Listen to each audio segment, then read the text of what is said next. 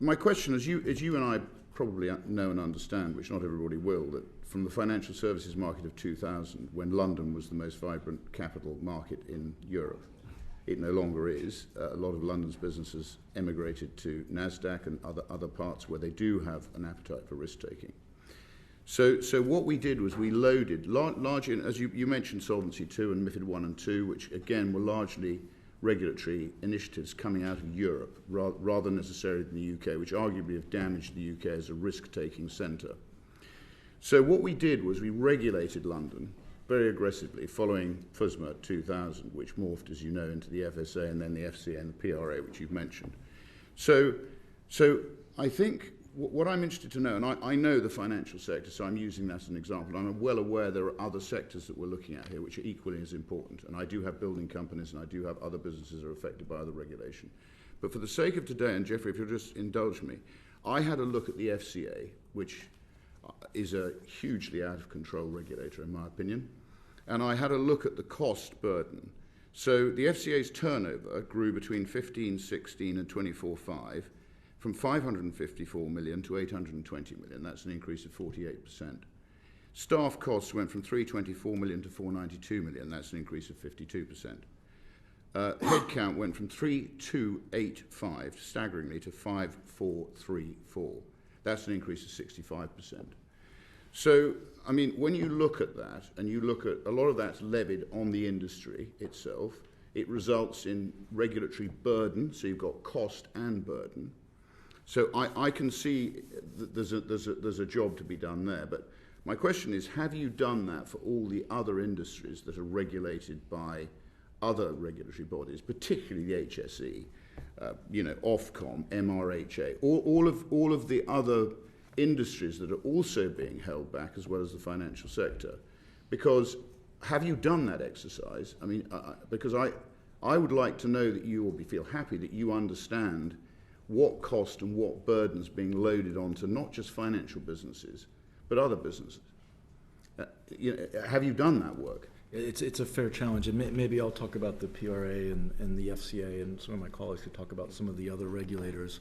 I think it is the onus of the department to be satisfied with the value for money proposition of the regulators, which I think is part of the heart of your question. The other thing you're addressing is the impact on the industry. I think when you look at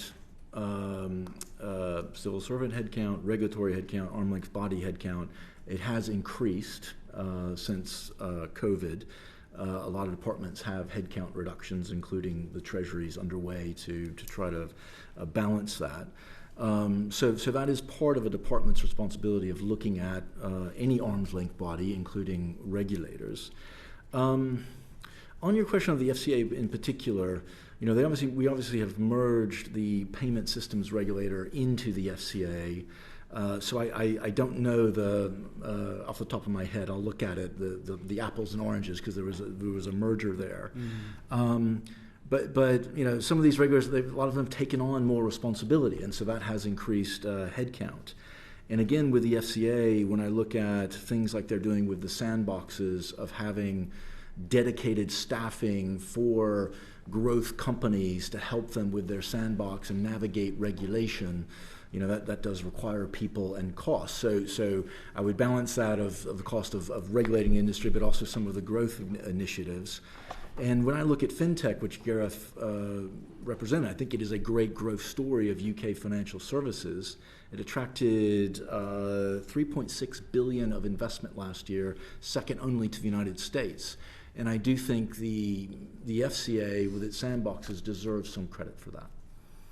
Well, I'm happy to have some of my colleagues talk about other. I'm not sure I agree with that. I think since 2000, London has declined. Look at the market capitalisation of our stock market. Look at the number of our companies that are being taken over because they're undervalued because there's no liquidity. And if you kill basically the pool that provides the capital to match with the risk taker. So what it's become, I think, it's morphed from being more concerned about an aging retiree base rather than a sort of vibrant young group of people who are prepared to take risk. So if we're going to get at the truth, we've got to have a frank debate, I think, about whether you can achieve what you're trying to achieve by as you say, regulating for growth. I'd call it deregulating for growth. I think that's an oxymoron, as I've said. So what I need to understand, if I can, is, I mean, how are you going to identify the cost and the burden on business, and how are you going to judge success? Because I blame the FCA and the PRA for a lot of the demise of London as a financial centre. I think they have grown far too big. They've replaced the concept of caveat emptor. It's become nanny regulation. It protects basically people who aren't helping. So we've got to get at the answer to this.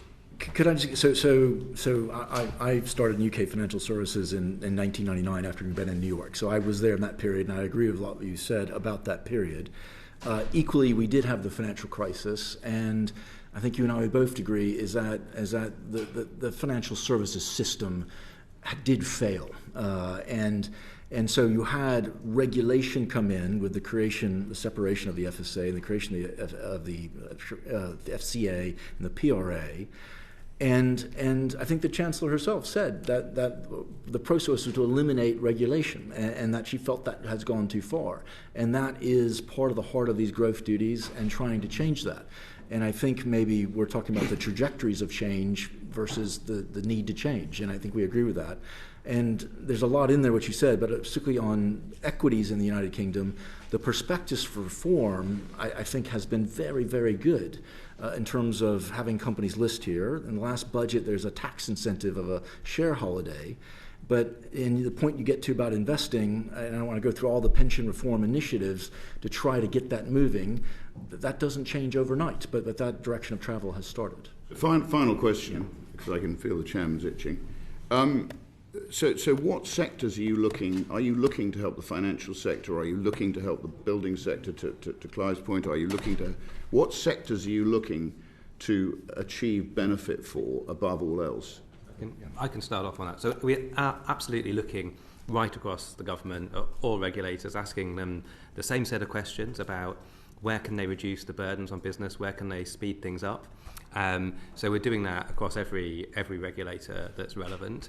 And then you asked about particular sectors. So we're doing that too. So for example, you mentioned earlier the Health and Safety Executive. So we've got a team working with them on a deep dive right now, because we've heard from business that's an area of concern from small businesses in particular.